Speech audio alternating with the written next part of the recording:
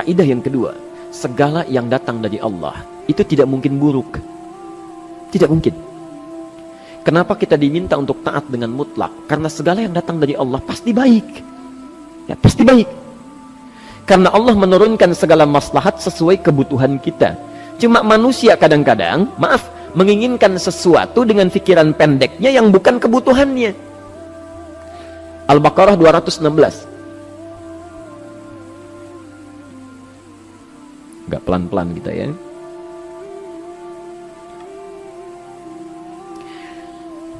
Bapak Ibu kalau diminta milih, pilih motor, pilih mobil.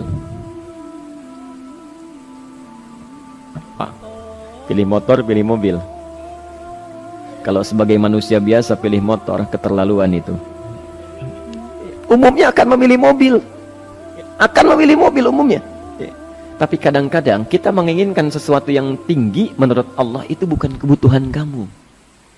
Kebutuhan kamu itu motor. Keperluan kamu motor. Kalau kamu punya mobil, sulit nantinya. Gangnya sempit, mesti bikin garasi, anggaran bertambah, dipikirin juga. Capek. Sudah, motor saja, terbebas dari banyak kemacetan.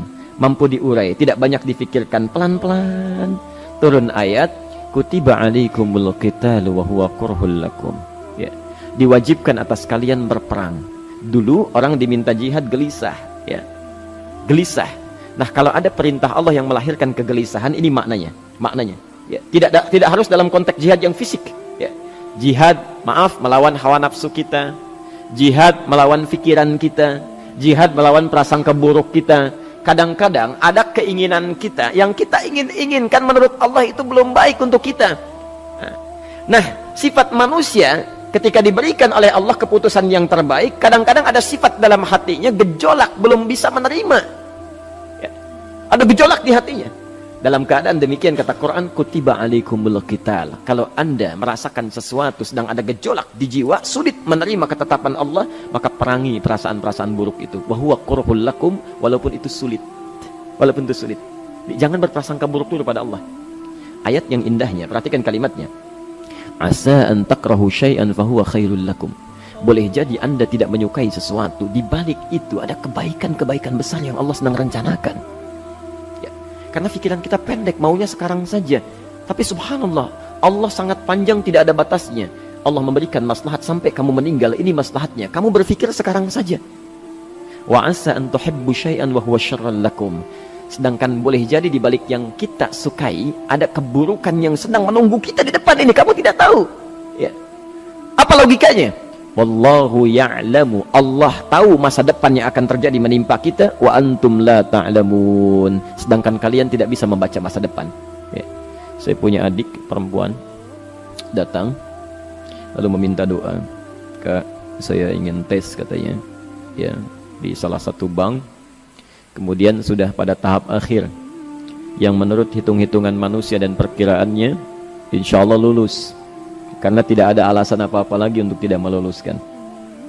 Baik, bismillah kita berdoa. Tapi doa kita seperti dibimbing oleh Quran, tidak minta dunia saja. Ya. Jadi dunia baik, Al-Baqarah 201. Rabbana atina fid dunya wa fil akhirah. Ya. Dunia minta baik, akhirat minta baik. Tapi aturan dunia dan akhirat ini jangan disebandingkan, rugi. Dunia itu kecil, akhirat lebih besar.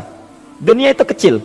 Makanya diatur di Al-Qasas ya, ayat 77 sampai 78 itu aturannya wabtaghi fima atakallahu daral akhirah wala tansa nasibaka minad dunya. Minta seluas-luasnya akhirat, tapi dunia jangan berlebihan. Ya. Sekedar mencukupi kebutuhan kita saja. Ya. Pakaian, Bapak Ibu sekalian, ya, kita beli pakaian sesuai kebutuhan saja, jangan berlebihan. Ya. Cukup ketika kita akan sholat, layak, indah dalam pandangan Allah. Ketika kita akan bermuamalah, bagus, tidak mengecewakan orang lain, sudah. Maka waktu selebihnya, ketika kita mencari sesuai kebutuhan, waktu selebihnya bisa digunakan untuk memperbanyak ibadah. Tidak banyak energi terbuang, uang juga terbuang, tenaga juga terbuang. Bayangkan kalau keinginannya macam-macam. Wah, ingin baju terbaru, ingin tasnya Hermes, mereknya dari Paris, sekarang juga mesti dibeli. Wah, uangnya sudah 400 juta keluar, tenaga mesti keluar, beli tiketnya macam-macam dan sebagainya. Habis waktu untuk mengejar dunia, ibadah tertinggalkan. Di rumusnya dunia itu secukupnya saja. Nah, Yang paling menarik, kita doakan supaya Allah memberikan kebaikan dunia dan akhiratnya yang paling utama. Maka datanglah dengan lesu mengatakan, saya tidak lulus katanya. Kenapa? Saya bilang, saya tidak tahu, saya sudah berusaha. Tapi konon kabarnya, saingan saya adalah anak salah satu pejabat. Masya Allah. Saya bilang, kamu jangan bersedih. Kamu menginginkan sesuatu dengan pikiran pendek, Allah pasti memberikan yang terbaik yang tidak terlukiskan nanti. Subhanallah, pekan beberapa hari setelah itu, muncul berita, ternyata dia diterima di bank syariah. Ya, dia menginginkan sesuatu yang diinginkan, Allah menginginkan lebih dari apa yang dia harapkan. Dikasih bank syariah, di situ terjaga, meningkat keagamaannya, terjaga hijabnya, segalanya, dan disitulah kemudian diarahkan untuk menemukan jodohnya. Masya Allah. Dia berpikir saat itu Allah merencanakan masa depannya. Ya. Jadi apa yang Allah sudah rencanakan pasti baik, Pak, Bu. Jadi tadi dari salat subuh yang pertama kali ingin disampaikan adalah, coba dilihat sampai subuh ini, adakah aturan Allah dan Rasulnya yang sampai subuh ini pernah kita langgar, pernah kita ragukan. Barangkali itu yang membuat kehidupan kita sulit. Ya. Allah, Rasul membuat aturan. Dan ada 4 tipikal orang, ya, 4 tipikal orang bila dihubungkan dengan aturan yang Allah dan Rasul sudah buat itu. 1, ada yang ikut aturan. Maka orang seperti ini kata Quran, yuridullahu bikumul yusra wala yuridu bikumul usra. Al-Baqarah 185. Allah menginginkan kemudahan, tidak menghendaki kesulitan dalam hidupmu. Ya. Maka dibuat aturan, yang ikut aturan Allah pasti mudah hidupnya. Ya, pasti mudah hidupnya. Ya. Rizkinya mudah, hidupnya mudah, nyaman, enak. Ya. 1, ada yang ikut aturan. Yang kedua, ada yang keluar aturan. Ya. Ini pasti repot. Pasti repot. Di awal-awal seperti menyenangkan, ujung-ujungnya repot. Allah bilang, jujur, jangan berdusta. Kalau dusta celaka. Wailul lil mukadzibin. Celaka bagi para pendusta. Dia keluar aturan, dia berdusta. Awal-awal memang nikmat. Besok. Ya. Pak, ini amplop siapa ya? Ya. Maaf Pak, ini amplop memang ini khusus Pak, anggaran tertentu, tidak ada kaitan dengan proyek ini. Padahal ada kaitan dengan proyek, dia sisihkan untuk kepentingan pribadinya. Bohong. Saat itu merasakan enak dapat tambahan, besok-besok dikejar-kejar sama aparat kepolisian. Ya. Celaka. Wail, itu sudah keluar aturan pasti celaka. Ya. Subhanallah. Jadi ada orang kedua keluar aturan. Yang ketiga bikin aturan sendiri. Dikasih aturan, dia bikin aturan sendiri. Subhanallah. Kalau sakit, dibuat ketentuan.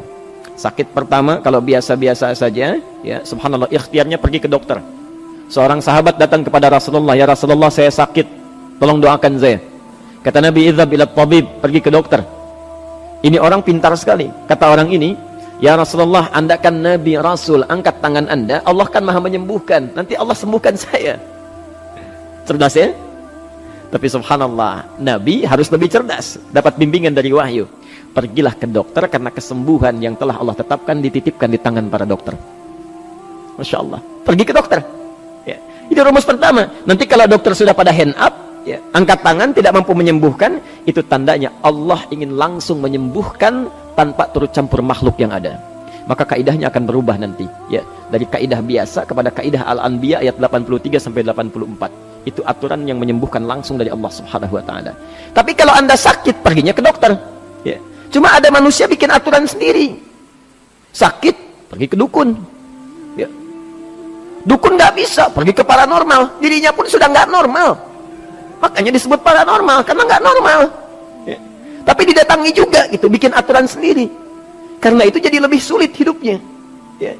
Doa, minta pada Allah, kan sederhana. Ya.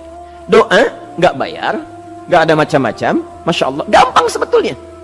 Ada kekeringan, sekarang kan banyak kekeringan ya, banyak kekeringan. Dikasih rumus, subhanallah, dikasih rumus yang tidak perlu pakai biaya, meluangkan waktu, itu pun berpahala juga. Dunianya dapat, akhiratnya melimpah. Ya. Dikasihlah salat istisqa, Masya Allah, tinggal minta, memohon kepada Allah. Salat, mengangkat tangan, mohon pada Allah, subhanallah. Manusia tidak bikin aturan sendiri. Digarami saja. Orang garamin sayur, dia garamin awan. Cari biaya miliaran, terbang pakai pesawat. Kalau Allah tidak berkehendak, ya sudah. Ya. Ayo silahkan, berapa biaya yang mau kamu kumpulkan, tenaga yang kamu kumpulkan, silahkan aja. Ya. Yang ini hujan, bikin kering lagi di sana. Sana hujan, bikin kering lagi di sana. Mau sampai kapan? Ya. Dikasih yang gratis, tinggal muncul. Cuma manusia bikin aturan sendiri, ya susah hidupnya. Itu yang ketiga. Yang keempat, ada orang nggak mau diatur. Allah bikin aturan, dia nggak mau diatur. Ya, Masya Allah. Ini yang luar biasa. Inilah yang fasik. Fasik itu keluar dari aturan, menyimpang, tidak mau diatur dia. Ya, tidak mau diatur. Karena itu Bapak Ibu sekalian, dari ayat yang pertama ini, ya, mari kita evaluasi sampai dengan hari ini subuh. Dari ayatnya memang sederhana, singkat, padat, cuma satu ayat. Tapi meminta kita untuk melihat, sudahkah sampai hari ini taat pada Allah dan Rasulnya? Yang kedua, ketaatan kita apakah selalu ragu atau sudah melahirkan keyakinan yang paripurna? Ya.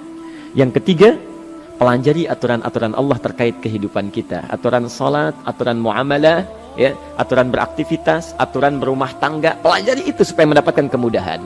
Biasanya kesulitan didapatkan karena kita belum mengenal aturan Allah dan Rasulnya.